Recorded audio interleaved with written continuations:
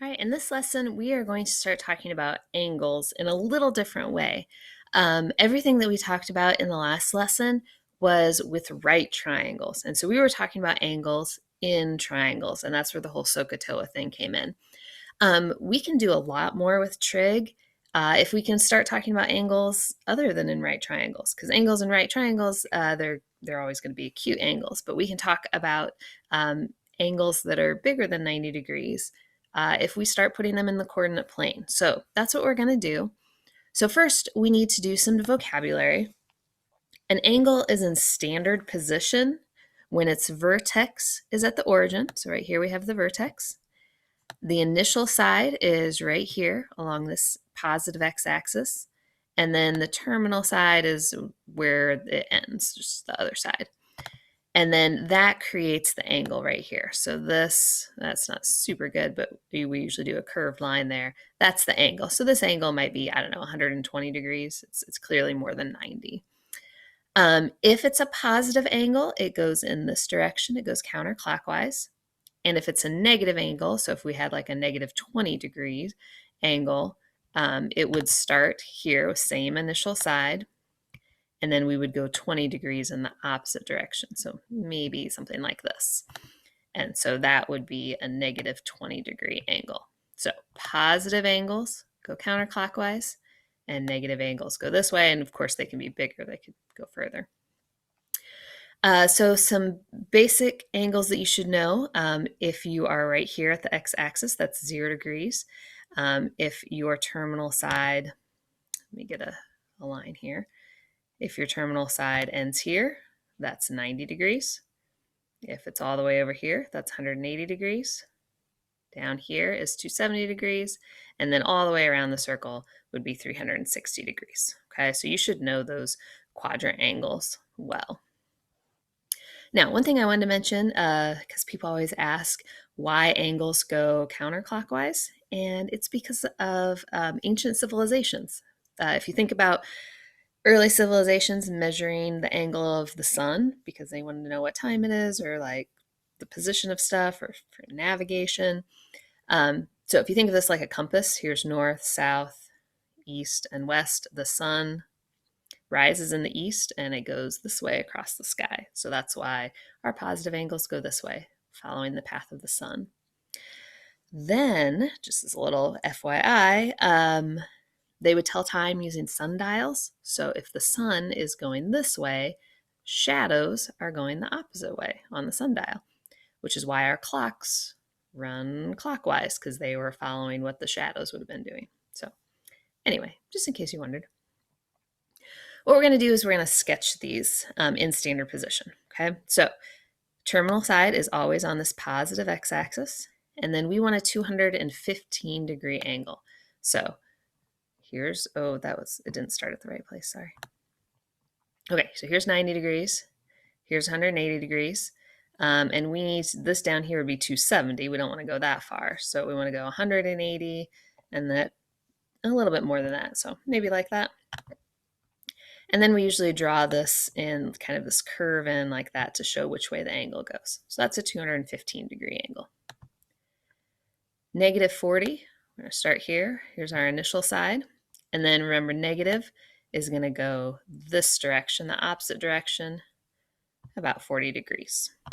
So a negative 40-degree angle is right here. 80-degree angle, again, initial side is right there. And then 80 degrees is, well, this would be 90 degrees, so we don't want to go that far. So maybe right there, 80 degrees. And negative 400 degrees. So initial side is here. And then for our other side, we're going negative, so we're going this direction. So here's 90, 180, 270, and there's negative 360. And then we need to go like 40 degrees more. And so we end up right here.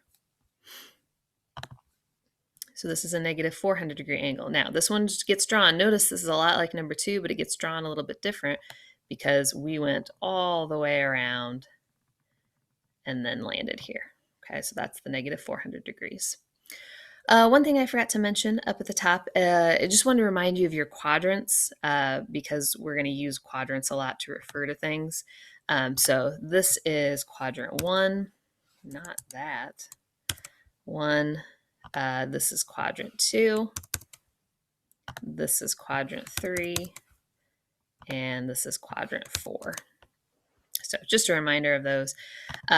We often use Roman numerals for the quadrants, but you don't have to. You can use regular numbers. So 1, 2, 3, and 4.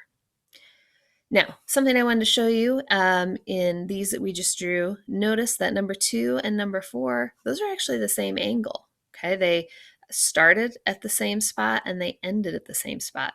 When that happens, we call those coterminal angles, and those are two angles that have the same terminal side. Now, the only difference is this angle went all the way around and then some, okay? So when we want to find coterminal angles, it's just another rotation around the circle. So all you have to do is add or subtract 360 degrees. And you can do this as many times as you want. So for example, if you wanted to find a coterminal angle with 130, I need to get a pencil here. All you have to do is say, look, we're going to go 130 degrees, and then I'm going to go around the circle another time. So I'm going to add 360. So that would be 490 degrees. And I could do that again. I could add 360 again. That would be another coterminal angle, and I could add it again. Now, they wanted a positive one and a negative one, so we could also subtract 360. Go 360 around the circle in the other direction. And when we do that, we would get, let's see, negative 230. So 490 degrees and negative 230 degrees are both coterminal angles with 130. All right, we're going to do this next one. We're going to find a positive and a negative coterminal angle. So we're going to take 15 and add 360. So that's going to give us 375. And we'll take 15 minus 360. And that's going to give us negative 345. All right, negative 200 to find a coterminal angle. We'll just go around the circle. So add 360. So it'll be a 160 degree angle. Or we could go around the circle in the other direction. So subtract 360. So negative 560 degrees. And the last one, negative 45. We can do negative 45 plus 360. That'll give us 315 degrees. And negative 45 minus 360. And that will give us negative 405. Okay, so these three are all coterminal angles. If you draw them, they are all going to be the same.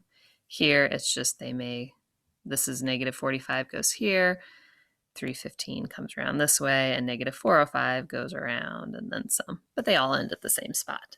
Okay, so you're going to have some of these on your homework activities. So just remember, coterminal angles, you are going to add or subtract 360, and you can do that as many times as you want.